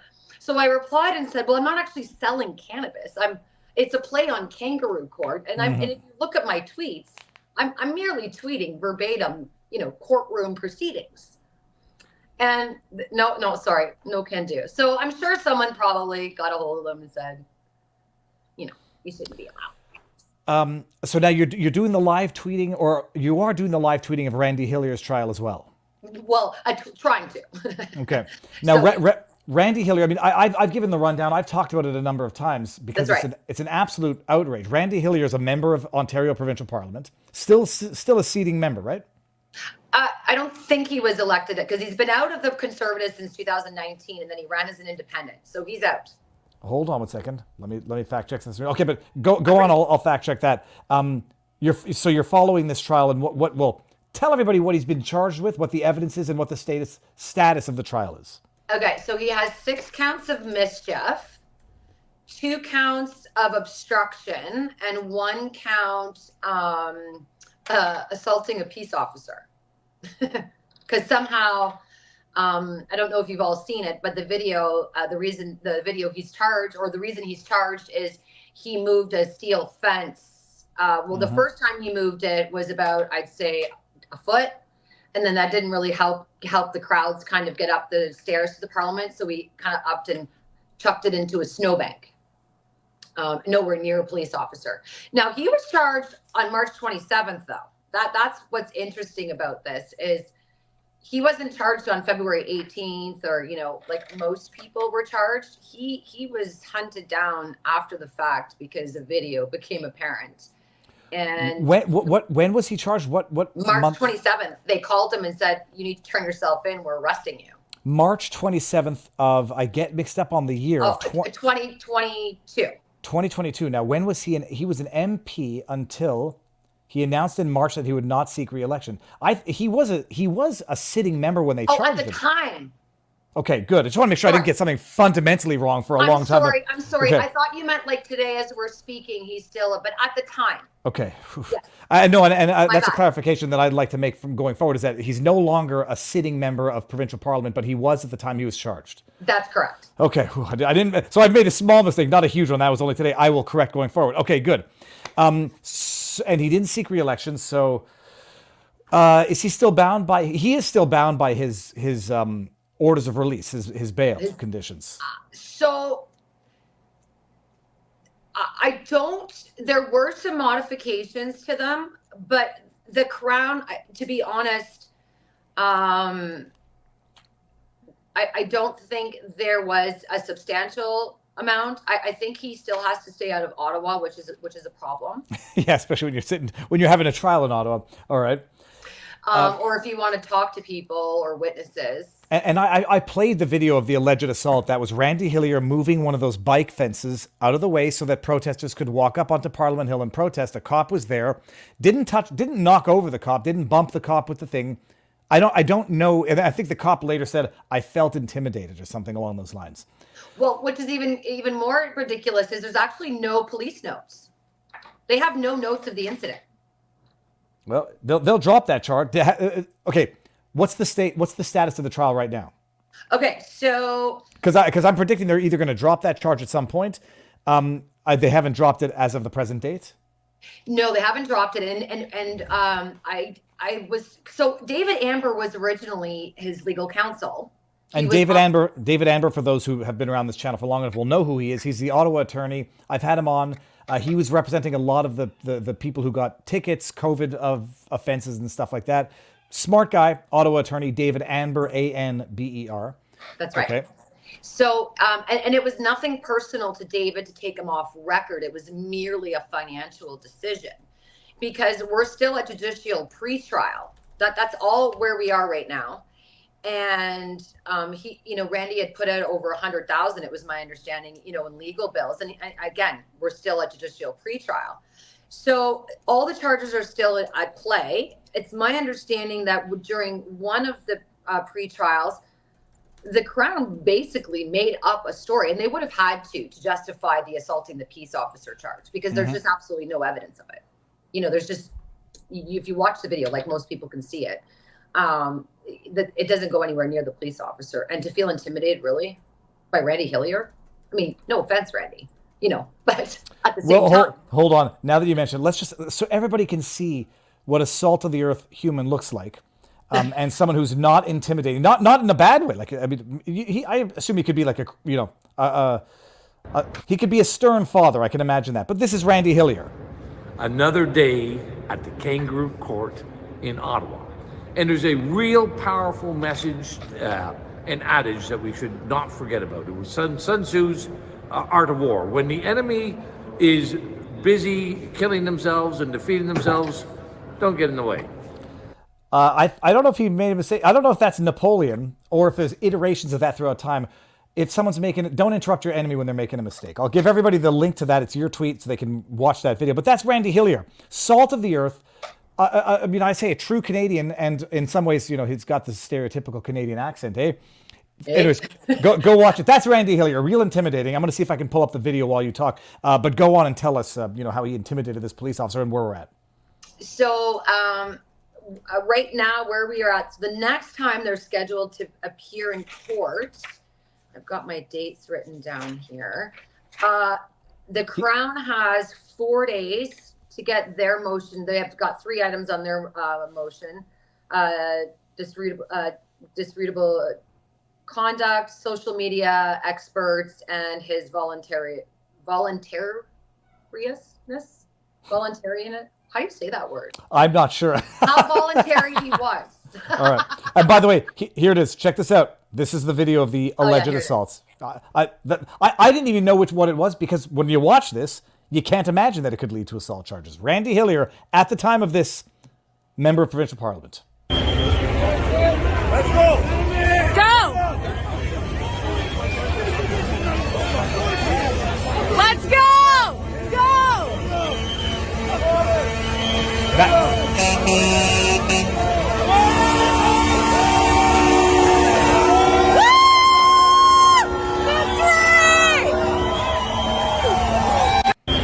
That's it. Literally. The sounds of those horns, my goodness, it's like that's like freedom. That's literally like Mel Gibson screaming freedom in Braveheart. That's the video of the assault, people. That is, from what I understand, the best evidence of the assault. No notes from the police officers. Okay. No notes of how intimidated they made him feel. And this incident was on, I mean, the video, that was January 29th. They didn't charge him for almost 2 months. And I'm sure this was, acting Chief Bell, when he was saying, we're going to, continue to actively hunt you down. Or do you remember when he was making those comments? He was going to hunt people down, and they've got video recordings. This was Canada's January 6th, except with no actual violence whatsoever, because Canadians, I don't know, but they wanted a January 6th, and they treated it like a January 6th, even though they never got anything remotely close to a January 6th, which itself, as I tweeted out today, unapologetically, was definitively a setup. They just wanted someone to do something bad. It never even happened. For sure. So go on. So he's not back in court until September 3rd. And then his judicial pretrial, so for him to bring his motions, he gets 2 45-minute slots, so 1.5 hours versus the Crown's 4 days. And that's scheduled for February 12th, 2024. 2024. So nearing 2 years after the charges were brought, because just quick and speedy trial by a jury of your peers in Ottawa. Okay. That's right. And then they are scheduled for the actual trial. Are you ready for this? Do you know the dates? No, but I think I'm going to say 2025. Yeah, January 27th to February 26th, 2025. And now I'll illustrate what is so patently absurd about that. If Randy had a lawyer that he had to organize a schedule with, maybe then you could say, okay, well, between counsel, judges, and yada. They've simplified 1/3 of the equation of potential calendar conflicts by Randy, I presume, is give it to me tomorrow. So it'll be near 3 years after the charges were brought. I don't remember what the rule is in Canada. 30 months. 30 months. What's the name of the rule again? The Jordan rule. The Jordan rule? Yes. Oh my goodness. So I have a few people arguing with me on Twitter about the whole Jordan rule, and that I read today, one made me chuckle, that there's a 3-month neutral period that I'm pretty sure most people criminally charged, I don't think they consented to that 3-month neutral period. I think I find it a little bit annoying that the charter was very, vague in what a reasonable time was, or speedy trial. It was vague until 2016. In my simple little bit of legal knowledge, when the Jordan Supreme Court ruling came out, it came out for a reason. It came out to put timelines in place to stop muddying the waters. So here we are 8 years later, or not even 7 years in, And we've got lawyers muddying the waters again. Well, wasn't this the delay? You have to order the transcripts. You have to have, this and that and this and that. And it's like, why? Well, it takes them 3 years to fabricate evidence on bullshit charges. But what they do in the meantime is they bankrupt you. And I'm telling you, they're not going to go to trial on the assault charge. Maybe the mischief. They'll see what happens in the Tamara Leach judgment. And if it doesn't go their way, they're going to drop all the charges against Randy Hillier, but not after having milked him. He's not. I don't know how wealthy he is. I don't think he doesn't have that money to burn. Nobody does. No, and he doesn't. I don't think he has the pension. I don't think it's enraging. It's enraging. It is. So now you got to wait a little bit of time before you can live tweet the Randy Hillier trial. What is going to keep you busy until then? Well, there's a lot of trials still going on. I've been covering other people who've been charged. There's Guy Meister's back right after the holidays. He's one of the individuals that was right at Rideau and Sussex. Robert Donnell is also back at the end of January. He's also was at Rideau and Sussex. There are a lot of cases going on. There was another case last week where she was found guilty on 3 charges. And this is a woman who came from Winnipeg, 2 mischiefs and obstruction. Unbelievable. And so, I find it a little bit, the scale is extremely unbalanced in terms of, how some are getting, a lot of attention. And, the judge in Tamara and Chris's matter is very charismatic and, great with the audience. And, when there was a publication ban on one of the exhibits, she stopped and looked at the court and looked at all of us sitting kind of on the side, the media, and saying, okay, and, went over everything. And even with the audience, explaining what publication bans are, what you can and can't, publish. And she even took questions. She actually, and there was a CBC reporter who had a question. He's quite knowledgeable in what's going on. So he was looking to see how far he could push the envelope, right? And there was another independent reporter who had a question as well. So it was really quite laid back. But then when you go into another trial, it's completely 180. Well, I guess it depends on the degree of scrutiny that the trials are getting, and maybe the judges feel more or less empowered to go off the deep end if they know that everybody's watching it. But maybe that's an oversimplified assessment. So we've noticed, so there's been a few trials that I've sat in on, and Brian Duty being one of the legal counsels. We've noticed that the tone comes down a little bit when there's people in the room. Mm-hmm. And there is nothing more nerve-wracking for a defendant to have a judge berating the one person that this defendant is relying on to keep them out of jail. And I just find it so, lacking of morality to see somebody sit there and tell you about your 33 years experience. No. Okay, great. We don't care. What I care about is how much experience you have to help the defendant not have a stroke right here in your room because you're yelling at his lawyer. And we ended up having to call an ambulance, actually. It's one of my tweets. This defendant ended up having a medical emergency right there in the courtroom because this judge was just so, he was harsh, when I said the lawyers are pathological narcissists, whatever, they become politicians, they also become judges. I mean, and by the way, for those who have never practiced, the lawyers that become judges typically are not the ones that are making $1 million, $2 million a year at the big firms, because you don't want to go from $1 million to $2 million to $250,000 a year, even though it's guaranteed for life. You're taking a step down in the financial direction. So which lawyers seek to become judges? The ones who are either getting a pay grade, a pay bump, which may or may not be the most competent lawyers, or the ones who just want the power of being able to rule from the bench and rule with an iron gavel. So there's that reality to it as well. I find just having observed a few courts and, different superior courts as well, different matters, there's definitely a weird power trip. And I kind of struggle with it as a human, You don't know who I am. You don't know what I've done. How are you treating people like that? Well, I just struggle with it. You're a presumed. I mean, it's weird. By virtue of the fact that you're in there, you've been charged with something. You're unlawful, and so there's that. But it's a grotesque power trip for the most part. There's some very good judges out there, and I came across some.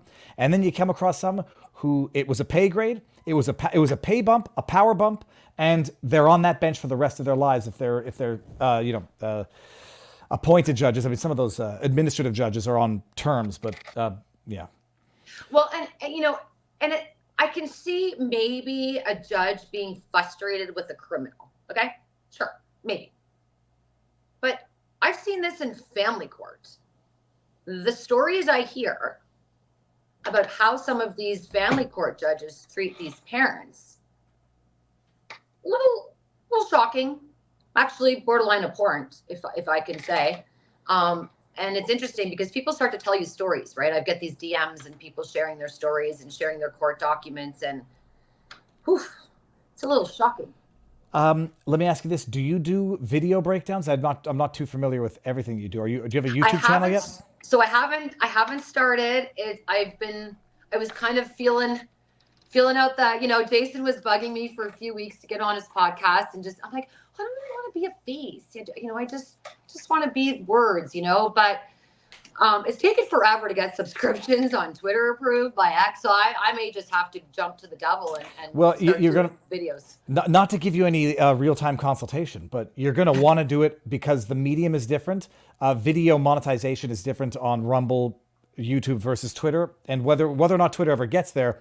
Different platforms. The people who are on YouTube are not necessarily on Twitter whatsoever. And people, go to the tweet scripts or X scripts for trials, summaries like what Patriot Smoothie is doing right now. You're going to monetize it and expand your base on both ends. So absolutely, you should be doing that as of yesterday. You're putting out the tweets. All the information's there. Put out a 10-15 minute summary video at the end of the day. It doesn't have to be anything wildly edited. You can get there in due time, but that way it's easier to share. People don't like reading. They like watching videos. And that's what I would do. That's my...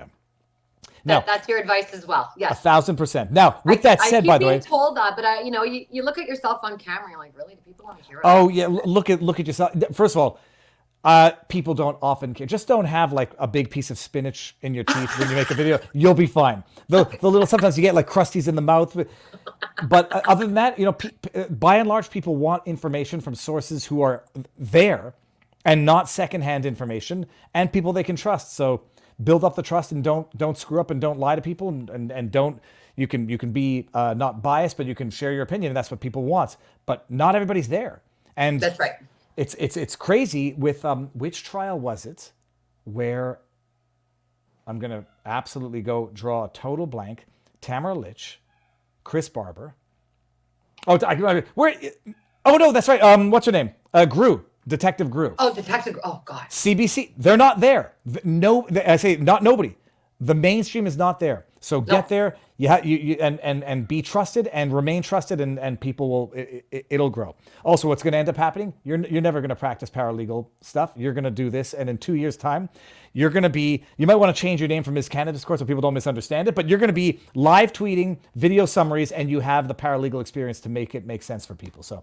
That's my prediction. How do you know I'm not going to get licensed? I've said it a few times. Oh, no, you're going to get licensed. I just think you're not going to practice it. That's what it's going to end up. I don't even know if I'll get licensed because I'm kind of scared of the Law Society at this point, because people were already like at Law Society and tweeting what I was saying when I said things were ludicrous. Yeah, and to them I would say, go fuck yourselves. I'm sorry.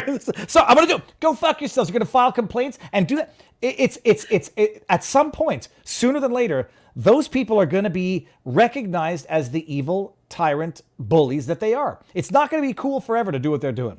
Culture is going to change in Canada. It's going to change in the world. Free speech will be cool once again. And those tyrants will be remembered as the tyrants that they are. Little whiny bullies on the internet. No, and they really are. They really, I can't imagine somebody objecting to somebody looking out for their own rights. It just, it just doesn't,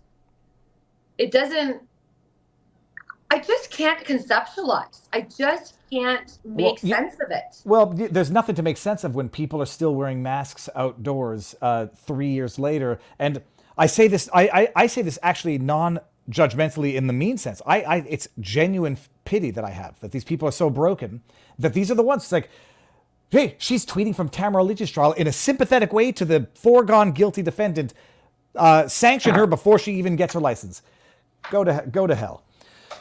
Right. Miss Cannabis. Because you know they'd have me on good character for sure. I don't know. Well, I don't know what's required in terms of a background check. I presume you have no criminal record. Maybe it's the same type of thing that you need for a lawyer, like a certificat de bonne conduite, like a certificate of good behavior. Standing. Good standing.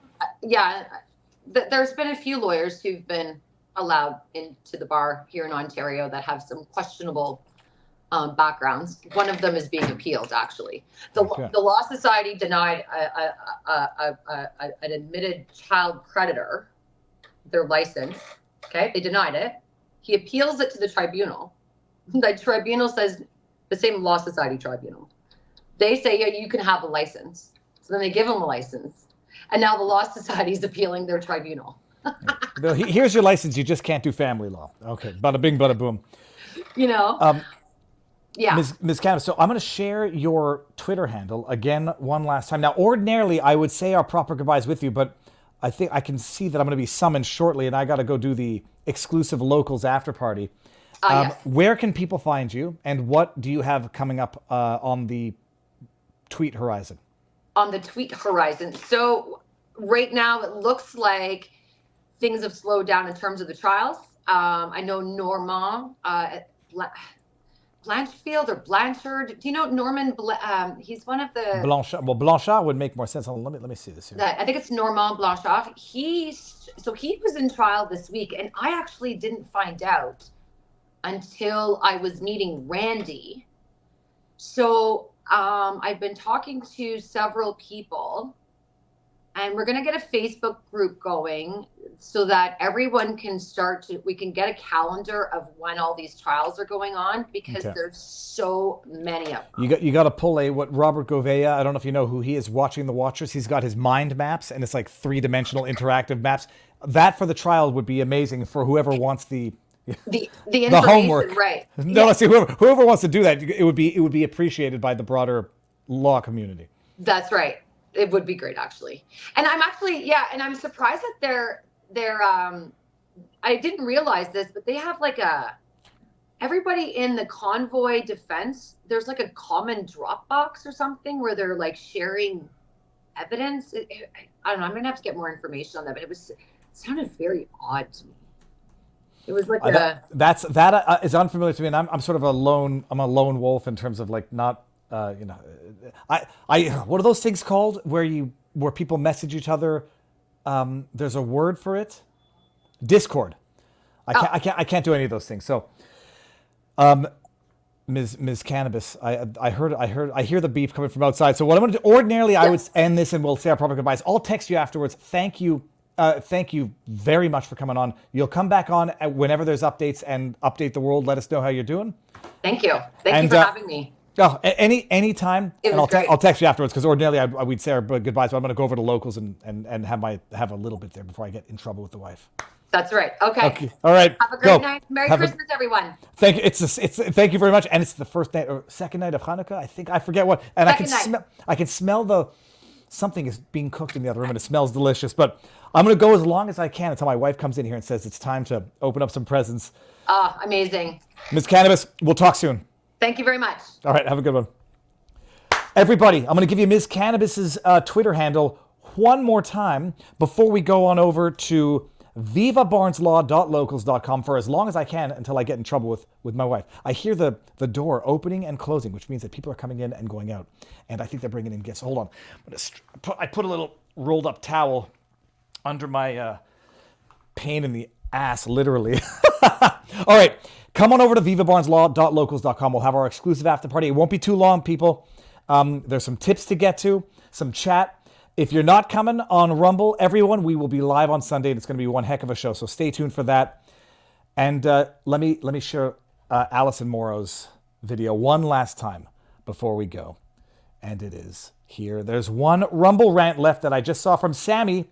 Max ATM I've seen was about 3,000. So 3,000 in cash withdrawals for 20 weeks over 4 years makes up about 1.6 million. Seems to be in 5-month increments for all his business dealings. Wow. Good math, Sammy. All right, everybody who's watching on Rumble, if you're not coming over to Viva Barnes, la.locals.com, enjoy the rest of the weekend, or enjoy the weekend, and I'll see you on Sunday. Locals, here I comes. And everyone else, check out Alison Morrow's video and show some love there. Boom, shakalaka. Go, enjoy the evening. Happy Hanukkah, Merry Christmas for all the... Well, we're going to see each other before Christmas. See you Sunday, maybe tomorrow. We'll see what happens. Maybe I'll go live tomorrow. Peace out, peeps. Locals, here I come. Oh, locals... Okay. Oh, look at this. Bill Brown is tweeting out a picture. Sunset at the close enough corral this evening. Look at that. Beautiful sunset. I was up at the sunrise this morning, Bill. It was quite amazing. Bill Brown has another screen grab here. NBA versus NFL. 36 have been accused of spousal abuse. 7 have been arrested of fraud. 19 have been accused for writing bad checks. 117 have directly or indirectly bankrupted at least 2 businesses. 3 have done time for assault. 71 cannot get credit card due to bad credit. 14 have been arrested on drug-related charges. 8 have been arrested for shoplifting. 21 currently defendants in lawsuits. And 84 have been arrested for drunk driving in the last year. Can you guess which organization this is? NBA or NFL? No, I'm going to say it's Congress. Neither. It's the 500... I didn't watch it. I literally, and I promise you, did not read the end of that before knowing where it's going. Because I don't think it's that bad for the NFL or the NBA. Victor _Cardone says, war was lost months ago. I only want an accounting of the billions already sent. And an accounting of the billions and an accounting of the human loss of life. That's in respect of the Ukraine. USA Now says, in case you missed it, which is what ICYMA stands for, Mehdi Hassan's MSNBC show canceled. Inasmuch as he's a scumbag, liar, propagandist, I will not rejoice in his demise. I'm thinking of how to finish that sentence. I will not rejoice in it. It's just the free market saying we don't want to support liars. Not even dishonest bastards. Why would I want to support a dishonest bastard? What he did to Taibbi, what he did to Vivek, he's a dishonest bastard. And people get fed up with that crap sooner than later. Denise Ann too says, I'm ready for all the criminals to be prosecuted to the fullest extent of the law. And I presume that is in response to Hunter Biden al. Dean W 007 says, you won't rejoice. I cannot. It's not cancellation in the sense either that he's been canceled. It's just meritocracy. He sucked. He was a smart man. He was too smart for his own good. Bad man. Very, very, very bad man. Now, there was another tip that just came in that I missed. Bobby84094. That's a new name. Bobby, how you doing? Reed, Tucker, and Alex. I didn't like when unnamed anonymous sources made claims about Trump and Melania in private. I don't put much credibility in people saying the same about Biden. We can't get the White House to admit that Biden has problems in public that we can see. Speculating about the things that happen in private are useless. There's definitely a touche to that, because in as much as I don't like anonymous sources either, it's true. I don't like them when they come from proven liars. So when the WAPO says they have an anonymous source, I take it with a grain of salt, and I think that a liar talking about anonymous source, I've seen how they've lied about anonymous sources in the past. Alex Jones, when he came out and said, I've got a whistleblower at the TSA talking about bringing back mask mandates. Well, when you've proven to be right over time, you'll give it a little bit more credibility than when it's a proven liar who says anonymous sources. Tucker Carlson, call me stupid. I trust him. When he comes out and says, he may be relying on the people might be lying to Tucker. When he says Larry Sinclair comes out and I believe him, Tucker's been right. And Tucker is a trustworthy person in as much as I can tell. So when he comes out and says, I've spoken to people and they've come to me, I don't believe that Tucker's lying. And if Tucker comes out with multiple bad sources that make a liar out of him, yeah, I mean that was the whole issue about the Mark Meadows. Was it Mark Meadows wearing a wire? And the journalist there who tweeted it out. I mean that's a big blemish. So I take them with a grain of salt, but with a bigger grain of salt when it's proven liars talking about anonymous sources versus people who have proven themselves to be accurate and trustworthy, like Alex Jones, like Tucker Carlson. And call me stupid for thinking that they're trustworthy. They are. And they admit when they make a mistake, and they apologize for it when they do. Alex Jones in particular. Sorry, Bobby, and another thing to that. It's true. Also, anonymous sources taken with a grain of salt when it fits with the broader narrative. We've seen Joe Biden's public outbursts. One can only imagine how much worse it is private-wise. When one has experience with dementia, you know what when my grandma was losing her mind, I'm not saying this to be funny, when she was losing her mind, she knew it. And she would always say, David, don't let me do anything stupid. It was so cute, but it was also so bizarre. Like, I said, Grandma, what do you think you're going to do? We're going out to Snowden Delicatessen for lunch. What are you going to do? Like, take your shirt off and run around it? I mean, in her mind, and it was like at a time when she was battling dementia. And it was cute. It's funny. It became the thing. It's like, David, don't let me do anything stupid. It's like, Grandma, what are you going to do? And obviously, I will not let you do it. But we know how people with dementia behave, and it's not unfathomable to even just assume that it happens, let alone when you have an anonymous source coming from a trusted source. The dogs biting people, there's certain types of behavior that are indications of improper treatment. And I say that also with full awareness that I had that Frenchie, Barney the French bulldog, who was psychotic. We had to give him back to the breeder. And so people can make the same accusation. People can make that accusation of me. I had a dog that bit people. Didn't really bite anybody except for me, actually. Just vigorously defended one of our kids to anyone even approaching her bed and got into a full psycho mode. But I also happen to know that that dog came from a breeder that was under investigation by the Quebec government for inbreeding, importing dogs from abroad, and which is why, whatever. So all that to say, yeah, you're right, but it's not the Washington Post citing it's not a lying, dishonest MSM rag citing an anonymous source. It's someone who is trustworthy and has proven themselves to be trustworthy. Got Bill Brown, more pigs in the house. Biscuits and Smuts says Viva is about to get the cold shower treatment, stretching the show out. He doesn't know the state of his menorah. Oh, menorah. Yeah, Dean W. Stay out of trouble. Thank you both. Auntly says, elsewhere in the world, they have elves on a shelf. In Canada, they have... This is so funny. That's a goose on a moose. Oh, it's a goose on a moose. But let me show you this, because this is actually straight up something that happened to us. We go to the first day when I went to Gatorland, and what did I see? You got goose on a moose, and I got... Here. See, I got a good one here. No, this was it right here. I got a bird. I'll think of a way to make this rhyme. Let me see if I can see this.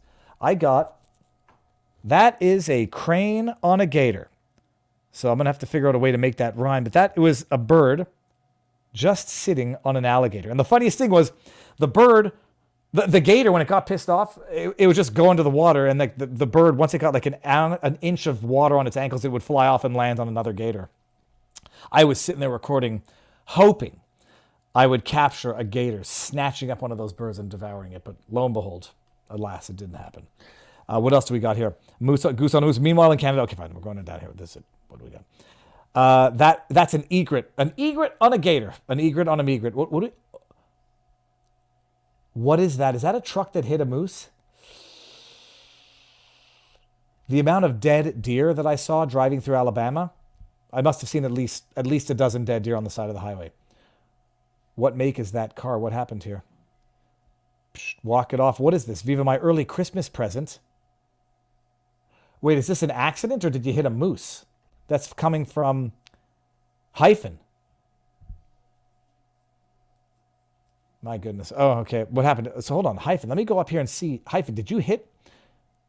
Hyphen, scrolling up. It says, darn, too bad about it. Yep. Safe and sound. The car is insured. So maybe you hit a moose. Hyphen. Let me see where we can go. Hyphen is up here. My early Christmas present. Hyphen. My early Christmas present. A car. Ugh.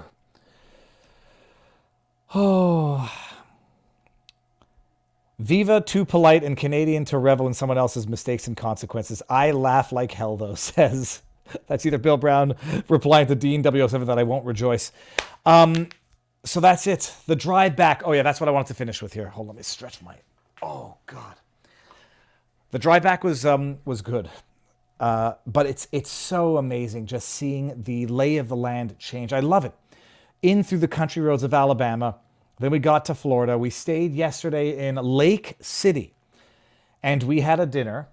We had steak and vegetables. That's all I wanted. Just steak and vegetables while watching Family Guy. And then we drove back this morning where we woke up in Alabama frost yesterday morning. And now I'm going to go to sleep with Florida humidity and moisture. And it's so cool. I mean, you go through Florida, the Florida countryside. The farmland is just beautiful. Like slightly rolling hills up at the top northwest, right to the mainland. Then you get to the coast and you just see how the land just flattens out, turns into like if God had a level, he couldn't have made it, he or she. If God had a level, God could not have made the land more flat. Then you realize you get to the Everglades, you see these canals, and it is beautiful in its not simplicity, because that's sort of judgmental, but like, the Rocky Mountains are beautiful. You get mountains, clouds, rivers, trees. Florida is beautiful in its flatness as well. You just have to get used to it. Do you have a wallet in your back pocket? If you do, remove it. Coach Wake. No, I just got a big ass cheek that's just killing. I think it's the chair, actually, in all of this. It's just the chair. I did get some jogging in when I was on the road. It was on a treadmill. Maybe that'll make it better. But yeah, no wallet in my back pocket. Dean W07, have you been to Texas? Yes, I was in Texas for the Alex Jones trial with one of my kids. And then my kid says, can we go to Albuquerque so we can do a Breaking Bad tour? I was like, sure, let's go. How far can it be? It was 2,200 kilometers round trip. We drove from Austin, Texas to Roswell, New Mexico, where the spaceship landed. Stayed in a hotel there. Then we went to Albuquerque, did the tour in the morning, back to Roswell, back to Austin the next day. Amazing. And yeah, drove 8.5 hours before we got out of the state of Texas. Viva's a flatlander now. Not yet. Am I in trouble? I might be getting there. Everybody, so this is what we're going to do now. I think, seriously, Viva, how much time and money is it going to take to cost me for you and Barnes to watch the right side broadcasting of Jovan Pulitzer 3-hour Arizona State Audit Rumble? This is 100% forensic proof. This is from Joe M. That both parties covered it up. You need to interview him. No one covers elections like him. Your viewers need to know. 90% of the topics would not happen if there was not a coup. I'm going to go get it right now. Joe M. Let me see here. How many screen grabs do I have on my computer as we speak? Close that. Okay, I don't have that many. So now I'm gonna go reach out before I forget. Did I just close this entire stream? Whew, I thought I did. Okay, so this is what we're gonna do now. I'm gonna go before I get in trouble. My wife wants to see me. She misses me. I missed her. She missed the kid. The kid missed her. The other two girls missed me, and I missed them. My mother-in-law is still here. The dogs missed me. I got to go squeeze out some pee of Pudge. I hear her whining. My wife. We love Pudge, but she drives everybody crazy. Whining at 4:30 in the morning, peeing on the carpet. Not peeing on the carpet, peeing on the floor. We have no carpet left. Thank goodness for that. Okay, maybe you should do some podcasts standing up. You're probably right. When I did it at Allison's place, I stood up the podcast. It was good. Oh, that actually feels so much better. Maybe I'll do that. I'll get a little table. Squeeze like a lemon, says Sad Wings Raging. Everyone needs to know this info, says Joe M. Okay, I got it. Run back the ballot CO. Even put the largest order of mail sorting machines before any lockdown and mass mail ballot changes. Okay, what are you doing? Your fans first. Okay, go. Bill, everybody, enjoy the evening. Happy Hanukkah. To those who are celebrating it. Enjoy the weekend for all those who are celebrating the weekend. Now I'm just like squatting. I'm going to feel the burn. Maybe I'll just do this podcast squatting and just develop quads of steel. All right, I'm going to end it. Everyone, go have a good night. Thank you all for being here, and I will see you Sunday for sure, and maybe something of a video tomorrow. We'll see what happens. Go and good evening. Peace be with you.